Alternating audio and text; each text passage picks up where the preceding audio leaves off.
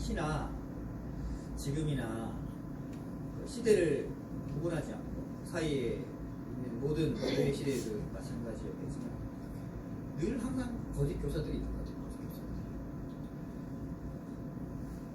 뿐만 아니라 우리 역시도 제가 볼 때는 모든 사람에게 이단성이 있는 것 같아요. 모든 사람. 이단성이 없는 사람은 없는 것 같아요. 아무리 하나님을 향하여 잘 서 있고 믿음을 잘 가지고 있다고 하더라도 우리는 그 본질상 악한 자일 수밖에 없고, 그렇기 때문에 우리 안에 있는 신념이라든지 가치관이라든지 우리의 세계관이라는 거는 우리가 늘 정신 차리고 깨어있지 않는다면 항상 그 하나님 중심적인 삶이 아닌 나 중심적인 삶, 그러니까 지극히 인간적인 삶을 따르려고 하고 추구하려고 하는 것이 우리 안에 내재져 있는 본성이 아닌가 하는 생각이 듭니다. 모든 사람이 마찬가지고, 저도 마찬가지일 거고 여러분들도 역시 마찬가지일 겁니다. 아무리 유명한 목사님이라 하더라도 거기서 벗어날 수는 없을 것 같아요. 우리 안에는 모든 사람에게 각자의 다른 모습으로서의 이단성이 있는 것이지 전혀 이단성이 없는 사람은 없을 것 같아요. 오늘 바울이 디모데에게 권하려고 하는 이야기 중에 한가의 핵심적인 이야기는 그겁니다. 바른 가르침으로 가르쳐라 라는 이야기가 오늘 디모데에게 바울이 권하고 있는 몇 번 얘기를 했던 것 같은데, 그 당시에 대표적인 거짓 교사들, 거짓 선지자들, 이단이들이 있었습니다. 그게 누가 있었나요? 영지주의자들이 있습니다. 아주 큰 세력으로 그들을 자리 잡고 있었습니다. 에베소 지역도 역시 마찬가지였었습니다.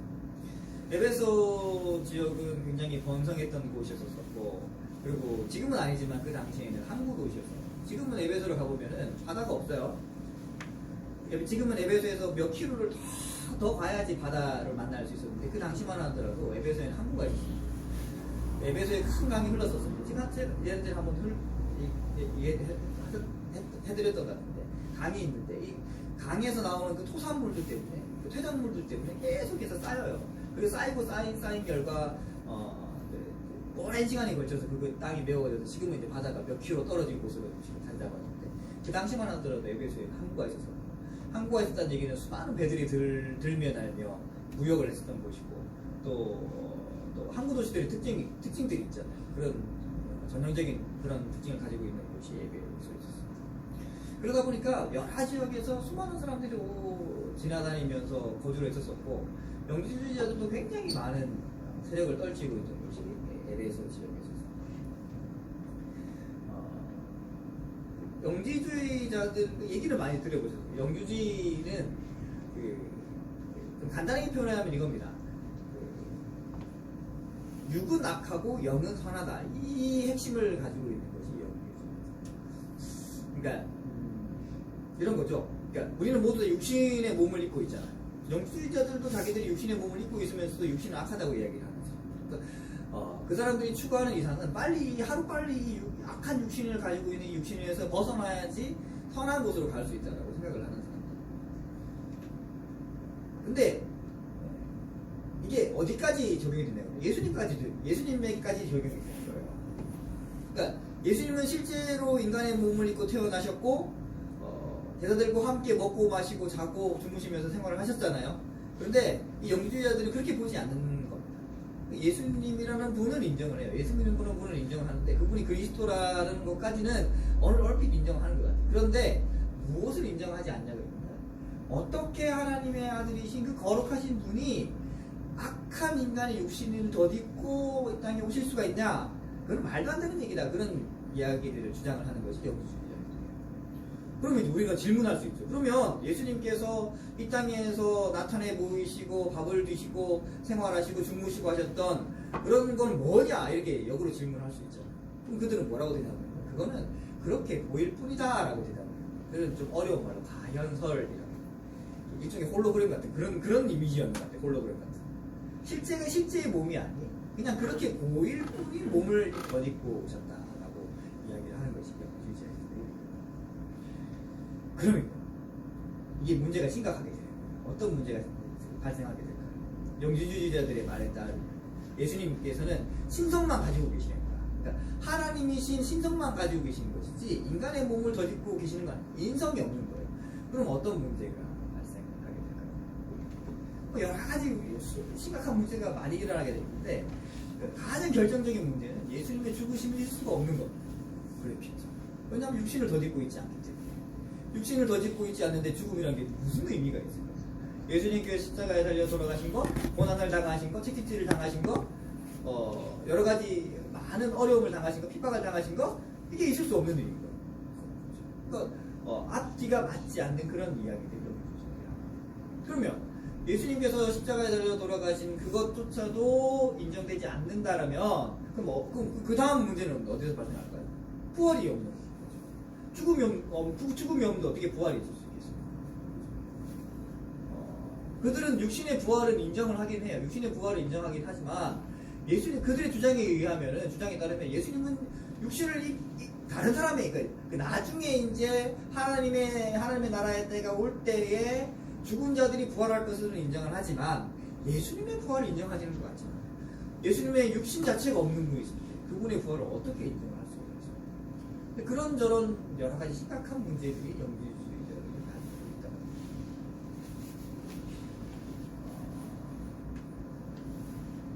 있다. 이뿐만이 아닐 거예요. 그 당시에 더 다양한 여러 이단들이나 여러 사이비들이 여러 가지 다양한 종류의 거짓 가르침을 가지고 교회들을 공격을 했습니다.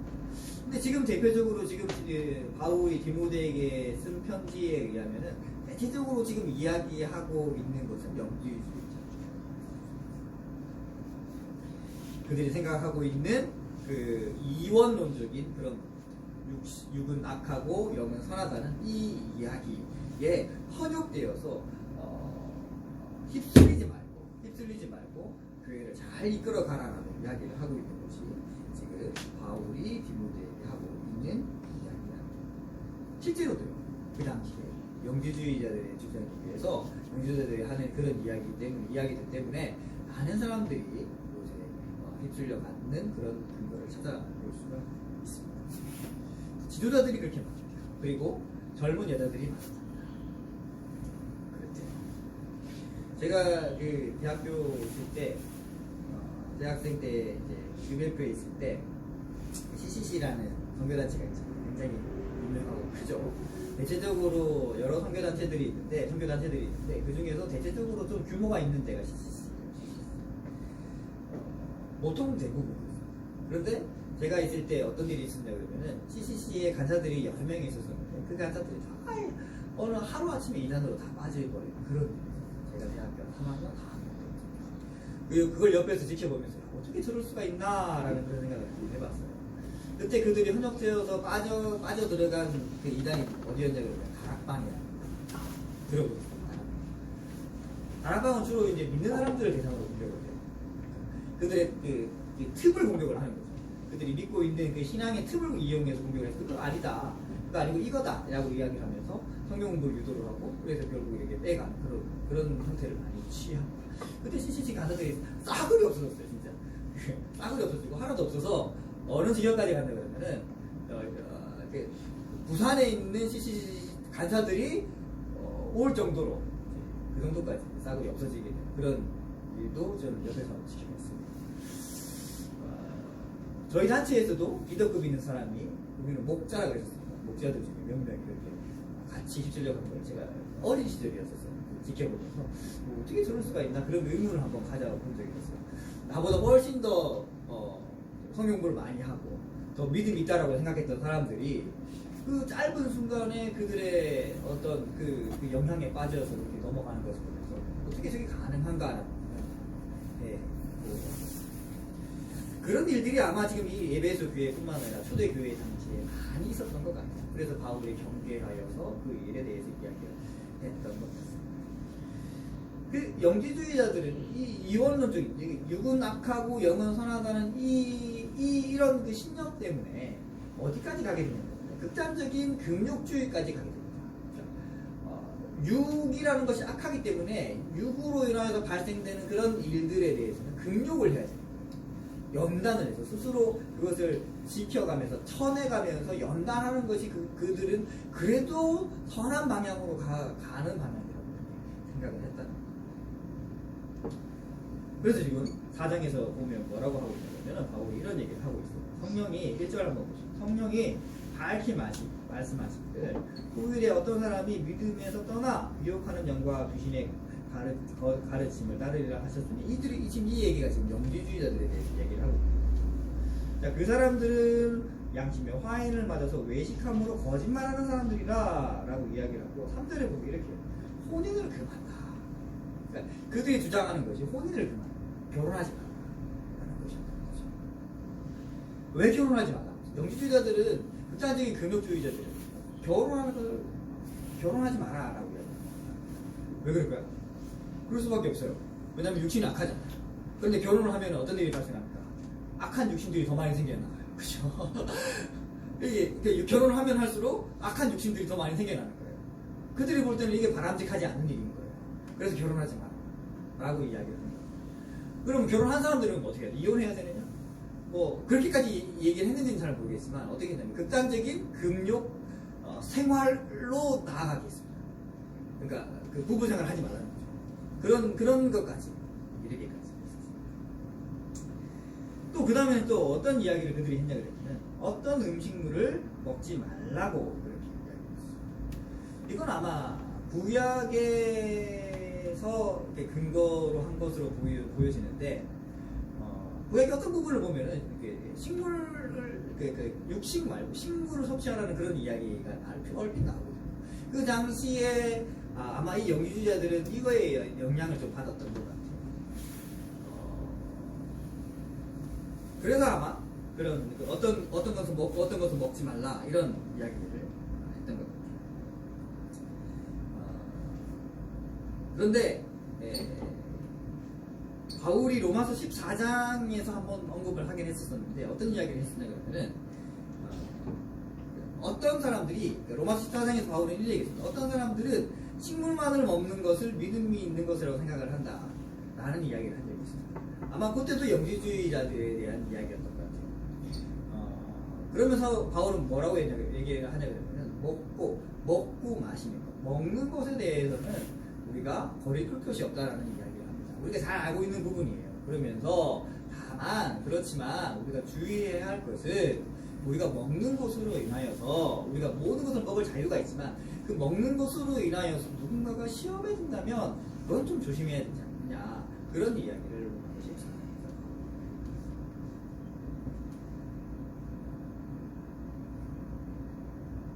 구약에서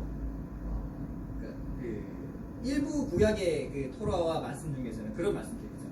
정한 것과 정하지 않은 것에 대한 구별함이 분명히 있습니다. 구약에서 구별된 것과 그 선한 것과 선하지 않는 것에 대한 정한 것과 정하지 않는 것에 대한 부정한 것에 대한 구별함에 대해서 구약에서 말하고 있는데 구약에서 말하고 있는 정함과 부정함은 하나님 나라에 관한 것일 가능성이 굉장히 큽니다. 그러니까 어떤 음식이 실제로 정하고 부정하다기보다는 그 음식을 비유로 인하여서 어떤 그 사이클이 그러니까 정한 하나님의 그 지성소를 중심으로 해서 점점 커지는 그 사이클이 있는데 그 서클의 어떤 그 비유를 말씀하시기 위해서 정한 것과 부정한 것에 대한 이야기를 하나님께서 말씀을 많이 했습니다.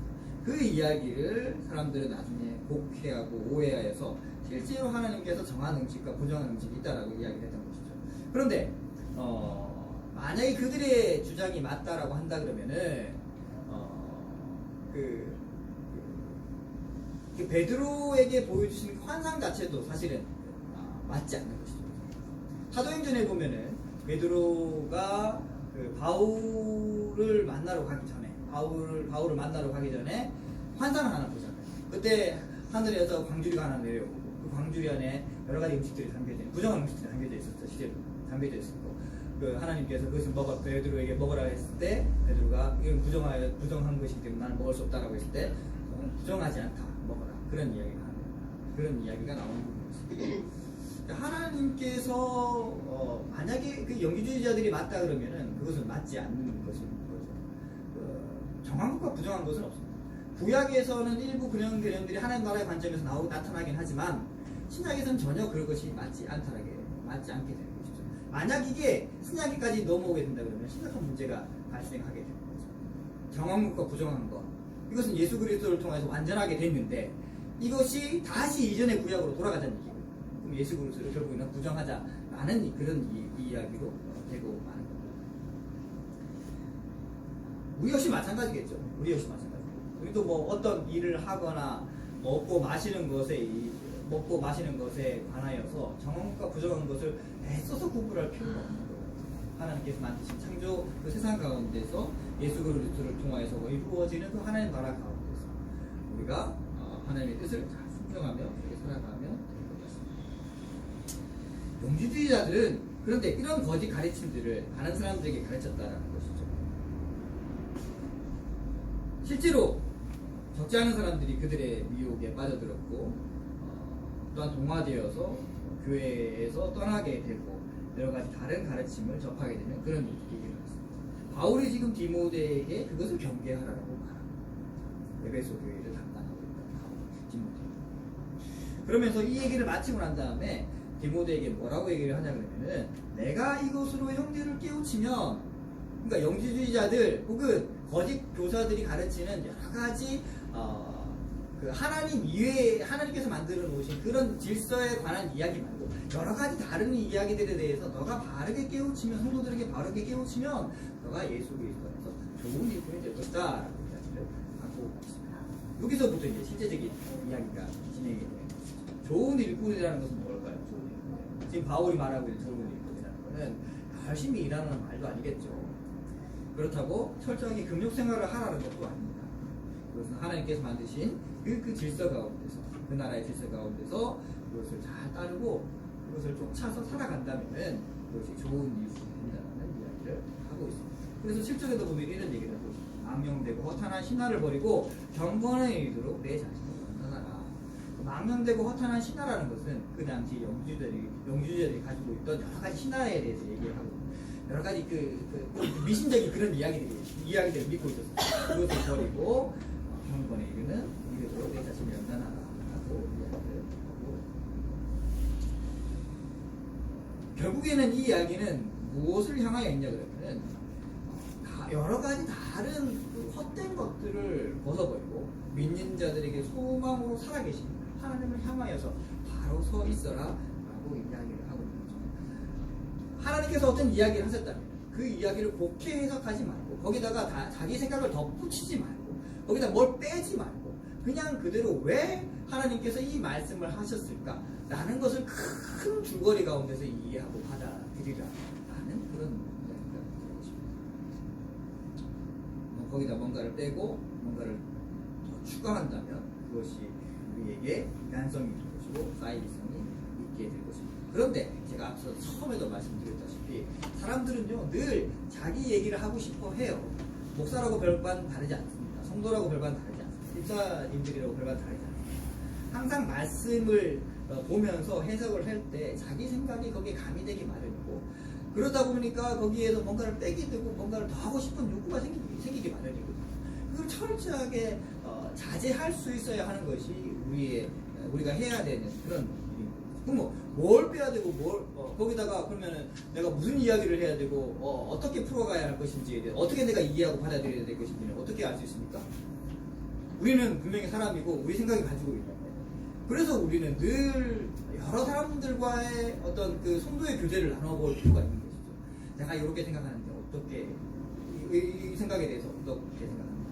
혹은 우리가 예배를 드릴 때에 어떤 성도의 교제를 나눌 때에 그런 이야기를 통하여서 나의 생각을 다시 한번 점검해 볼 필요가 있는 거죠. 그리고 성경을 읽으면서 큰 테두리 안에서 이 말씀이 어떻게 이해될 수 있는지를 다시 한번 고민해 볼 필요가 있다. 근데 지금까지 수많은 사람들과 단체들이, 혹은 제가 그랬을 수도 있어요. 여러분이 그랬을 수도 있어요. 이런 잘못을 범하면서 이렇게 살았다는 겁니다. 칼빈이라고 어떻게 오류가 없을 수 있겠습니까? 저는 칼빈을 존경하긴 하지만 칼빈을 무조건 따라가려고 하는 그런 사람들은 별로 안 좋아해요.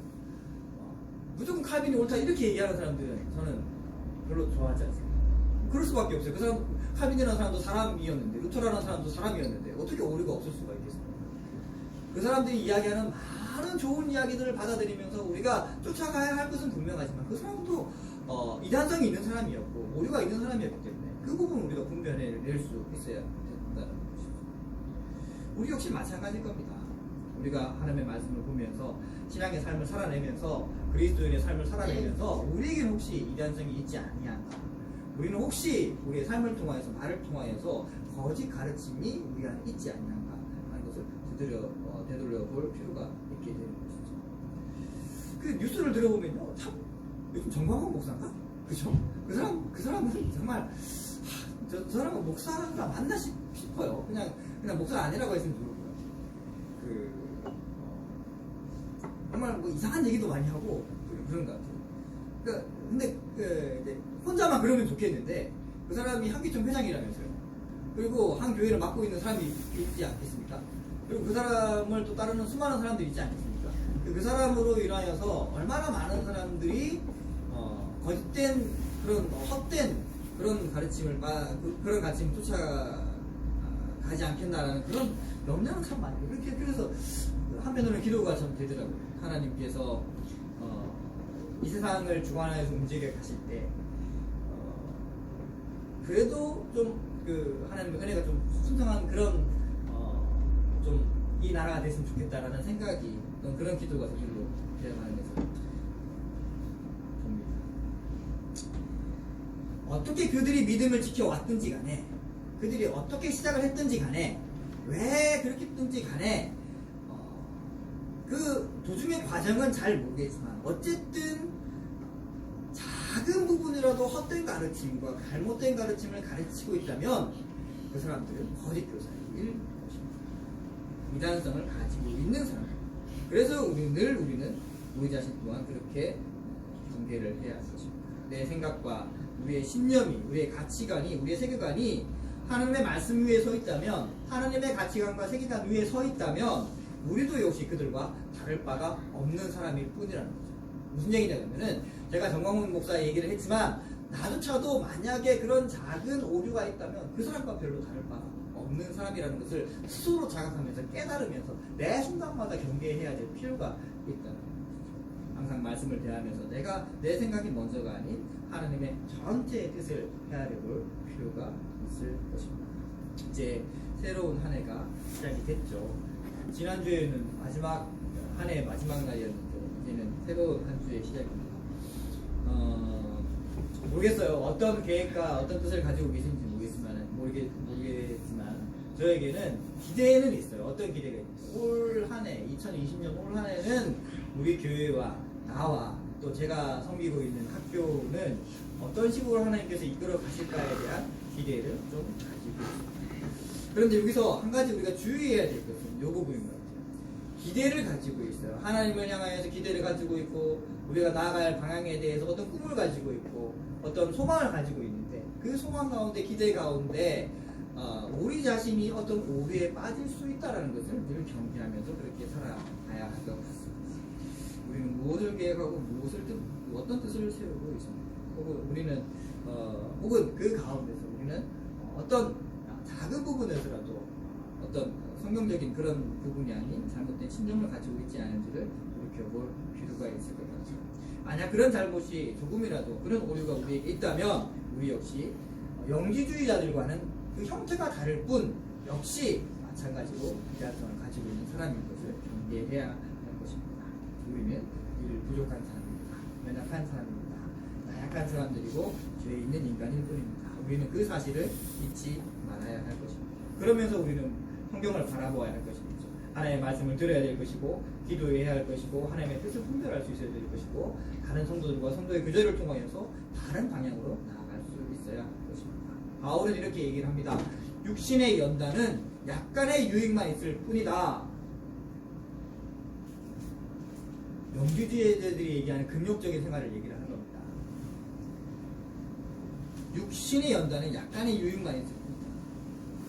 하지만 경건에 이르는 그 연습, 하나님을 향하여서 바로 서려고 하는 그 우리의 애쓰는 그 모습은 하나님을 향하여서 우리의 신앙의 삶을 향하여서 이제 바른 방향으로 나아가게 할 것이라는 것을 하나님께서 약속해 주신다는 것을 이야기를 하고 있습니다. 그리고 그 약속은 그 지향하는 방향은 하나님 나라에 대한 것입니다. 그리고 결국에는 예수 그리스도를 통하여서 완전히 이루어질 하나님 나라를 꿈꾸는 줄 겁니다. 이 지향점을 잊지 말고 우리 자신을 늘 돌아보고 혹시 우리 안에 있는 오류가 있다면 회개하고 돌이켜 하시고 하나님께 향하여 바로 설 수 있고 그때 하나님께 우리의 죄를 자복하고 고백할 수 있고 우리의 모습을 돌아볼 수 있는 그런 한 해가 되기를 소망합니다. 기도하겠습니다.